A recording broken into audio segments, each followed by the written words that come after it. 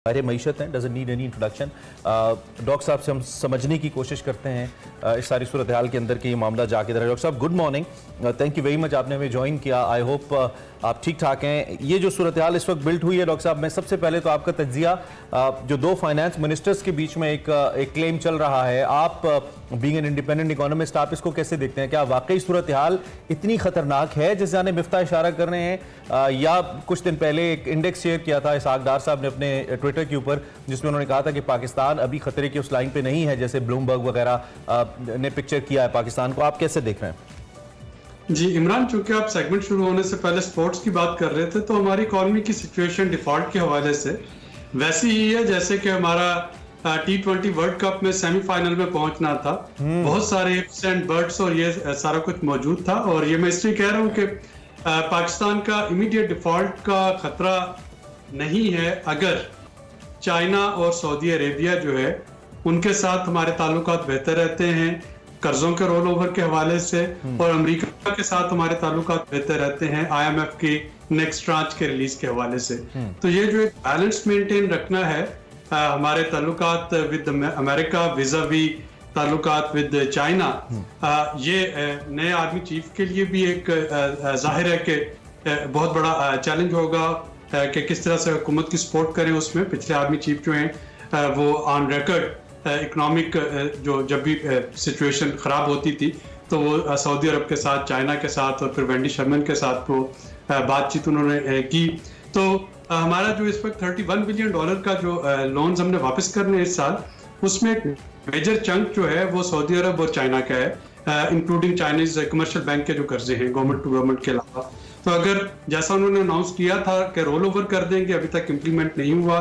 गालिबन वो इस्लामाबाद में आने वाली कुछ बड़ी चेंजेस का वेट कर रहे थे। तो अगर वो रोल ओवर कर देते हैं तो आपका तकरीबन ये जो तकरीबन $20 बिलियन के करीब है, ये टोटल सम ये रोल ओवर होता है तो आपका डिफॉल्ट का खतरा फौरी तौर पर टल जाएगा। लेकिन उसके बाद फिर IMF की जो ट्रांच है वो अब अगर 10 दिसंबर तक उनके साथ मामला तय नहीं पाते तो क्रिसमस वेकेशन, वहां पे न्यू ईयर वेकेशन शुरू हो जाएगी। ओह माय गुडनेस, जनवरी के एंड तक लटक जाएगा तो वो $1 बिलियन आपका नहीं आएगा। डॉक्टर आबिद साहब, जिस तरह से अभी आपने खुद कहा कि IMF के साथ हमारे मुज़ाकरात जल्दी होना ज़रूरी हैं और इसमें बहुत ज़्यादा हम तातुल भी देख रहे हैं, इसमें ताख़ीर भी देख रहे हैं। डॉक्टर साहब, क्या वजह है कि IMF तो शराइत भी हम उस तरह से उनकी मान रहे थे, हमने आमदन के हवाले से भी जो भी हमारे मामला थे हमने उसको बेहतर करने की कोशिश की है, तो अब ये जो मुज़ाकरात में तातुल है, लगता है क्या रीज़न हो सकती है? देखिए, इसमें 2-3 इस वक्त बुनियादी इश्यूज हैं। पहला इशू जो था वो तो सैलाब के बाद मैक्रो इकोनॉमिक फ्रेमवर्क जो है उसमें तब्दीली के हमारी शरह नमू क्या रहेगी, हमारे कौन कौन से सेक्टर में क्या लॉसेज हुए हैं, हुकूमत जो है वो कितना स्पेंड कर रही होगी इस माली साल में सैलाब ज़दगान की बहाली के लिए। तो ये सारे फैक्टर्स हैं जो कि बताएंगे कि हमारा टोटल GDP कितनी रहेगी और हुकूमत के पास जो रेवेन्यू है उसमें से कितना सैलाब ज़दगान पे जाएगा। अच्छा। अब उसके हिसाब से फिर हमें देखना है कि हम वो रकम पूरी करने के लिए FBR जो है वो क्या कर रहा होगा। और तीसरी चीज ये है कि हुकूमत, आपने देखा कि जो इस वक्त एक सियासी कश्मकश जारी है पिछले 3-15 वार्डों से, जो पेट्रोलियम प्राइसेस है उनको कांस्टेंट रखा गया है, जिसका एक असर ये हो रहा है कि जो डीजल की पेट्रोलियम डेवलपमेंट लेवी थी वो 50 रुपए पर लीटर तक जानी थी, वो अभी 12 रुपए पर लीटर है। तो IMF का ये कहना है कि उसपे से जो लॉस हो रहा है, यानी वो बजट जब बनाया गया था तो तकरीबन 855 बिलियन रुपए उसमें रखे गए थे उस मद में कि हम लेवी से इकट्ठे करेंगे। अब वो तकरीबन उसमें 350 अरब जो है रुपए का शॉर्टफॉल आ रहा है। तो IMF ये कह रहा है कि ये 350 अरब रुपए आप कहाँ से पूरे करेंगे, जो आपने एक्सपेंडिचर करने हैं सैलाब के लिए, उसके लिए आप कहाँ पे बाकी अखराजात कम करेंगे। तो इस तरह की जो टेक्निकल चीजें हैं जो कि ग्राउंड रियलिटीज पे मबनी है, उन पे हुकूमत और IMF। अच्छा, ये डॉक्टर साहब जो आप बात कर रहे हैं ये बात ऐसे ही है, और हमें मालूम है कि जो भी एक मईशतदान होता है या हमारी मईशत होता है और कोई भी माशी इदारा भी होता है IMF जैसा मालियाती इदारा, वो फिगर्स के ऊपर बात करता है, उसके सामने फिगर्स होती हैं और उसकी बेस पे आप फैसला करते हैं कि आपने कौन सा मेयर कितना लेना है। लेकिन दूसरी जानिब इसहाक डार साहब, ऐसा लगता है कि कुछ इखलाकी तौर पे भी तवक्को कर रहे हैं IMF से। कल भी उनकी परसों एक स्टेटमेंट जो आई उसमें उन्होंने कहा कि जी it's my department, how do I have to deal with IMF, just leave it on me. ऐसी उनकी स्टेटमेंट एक आई जिस पे मिफ्ता साहब ने भी फिर कमेंट किया। तो बुनियादी तौर पे इसहाक डार साहब के पास क्या ऑप्शंस हैं जिसकी बेस पे वो कहते हैं कि ही कन्विंस IMF समहाउ? कोई अपनी पर्सनल PR है या कुछ और है? देखिए, ये एक अश्योरिंग स्टेटमेंट अल्लाह करे कैसा हो जाए, लेकिन ये अश्योरिंग स्टेटमेंट आप शौकत तरीन साहब भी यही कहते थे, फिर मिफ्ता इस्माइल साहब भी यही कहते थे, इसहाक डार साहब भी यही कह रहे हैं। और मैं इन तीनों साहबान की कोई नियतों पे शक नहीं कर रहा, लेकिन जाहिर है कि जब आप IMF के साथ बातचीत कर रहे हैं या किसी भी मालियाती इदारे के साथ बात कर रहे हैं तो वाशिंगटन में बैठे हुए या जो उनके काउंटर पार्ट्स होंगे वो तो नंबर्स और SOPs को सामने रखेंगे। जो चीज़ आपके SOPs के मुताबिक है उस पर वो चलेंगे, या फिर जो मैंने शुरू में कहा कि वेवर लेने का एक ही तरीका है कि अमेरिका के साथ आपके ताल्लुकात इतने अच्छे हों, क्योंकि America is the largest share holder in IMF, जो इंडिविजुअल शेयर होल्डिंग की बात अच्छा, डॉक्टर साहब एक टाइम कम है क्योंकि इस्तेहकाम की हम बात करें तो ओबियसली उसमें जो पॉलिटिकल स्टेबिलिटी है वो बहुत ज़रूरी है। तहरीक इंसाफ सबसे बड़ी जमात है वोट्स के हिसाब से पाकिस्तान की, नून लीग भी बड़ी जमात है, दोनों स्टेक होल्डर्स हैं। तहरीक इंसाफ कह रही है कि आप इंतखाब कराएं, इस्तेहकाम आएगा मईशत में।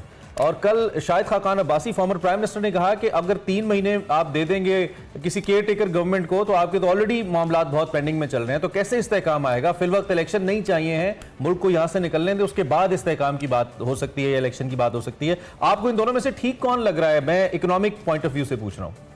देखिए, इकोनॉमिक पॉइंट ऑफ व्यू से जब तक अपोजिशन और गवर्नमेंट, कोई भी पार्टी अपोजिशन में हो कोई भी पार्टी गवर्नमेंट में हो, जब तक कुछ फंडामेंटल्स पे वो कंसेंसस नहीं ले आते, ये इस्तेहकाम नहीं आएगा। यानी लेट्स से कि आप कल इलेक्शन करवा देते हैं, एक नई हुकूमत आ जाती है और उसकी जो अपोजिशन है वो इसी तरह का बिहेव करती है जैसे कि आज की अपोजिशन कर रही है, तो इस्तेहकाम तो नहीं आएगा। इस्तेहकाम तो तब आएगा जबकि तमाम सियासी जमातें जिनको कि अगले इलेक्शन के बाद हुकूमत बनाने की तवक्को है वो मिल बैठे हैं। और जो हमारी इकॉनमी के कुछ ब्लैक होल्स हैं, उसमें स्टेट ओन्ड एंटरप्राइजेस का मामला है, उसमें एनर्जी सर्कुलर डेट का मामला है, उसमें हमारे डेट जो है उसकी सस्टेनेबिलिटी उसको डिस्कस करने का मामला है, सब्सिडीज का मामला है। तो जब तक इन 3-4 चीजों पे एक कंसेंसस नहीं हो जाता सियासी जमातों में कि इस पे पॉलिटिक्स नहीं करनी, तब तक मैं इस्तेहकाम, मुआशी इस्तेहकाम आता हुआ मैं नहीं देख रहा हूँ। क्योंकि होगा क्या, एक आपका अज्यूम करते हैं कि PTI हुकूमत में आ जाती है और PDM जो है वो अपोजिशन में है, तो PDM भी उस तरह से टफ टाइम दे रही होगी। जब भी PTI कोई एक्शन लेने की कोशिश करेगी, बिजली का बिल बढ़ाना है, गैस का बिल बढ़ाना है, पेट्रोलियम डेवलपमेंट लेवी लगानी है, तो PDM सड़कों पे आ जाएगी। तो वो आपका मुआशी इस्तेहकाम जो है उसका ख्वाब तो अधूरा रह जाएगा।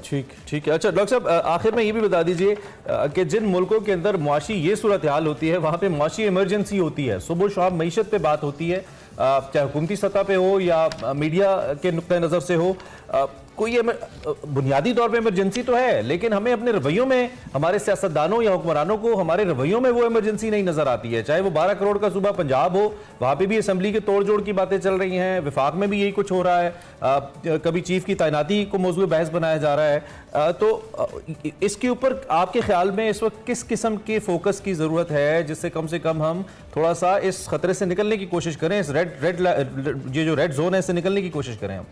देखिए, हमें ये चीज समझना होगी श्रीलंका के एक्सपीरियंस के बाद कि लोकल करेंसी में आप डिफॉल्ट नहीं करते।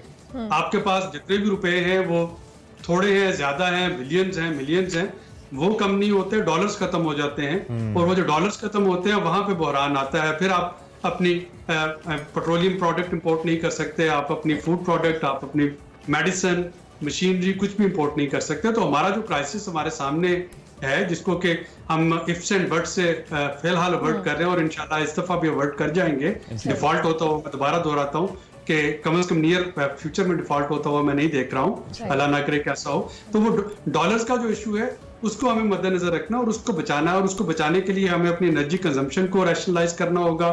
हमें अपनी वो तमाम कंजम्पशन जो कि इंपोर्टेड चीजों पे मबनी है उसको राशनलाइज और रैशनलाइज करना होगा।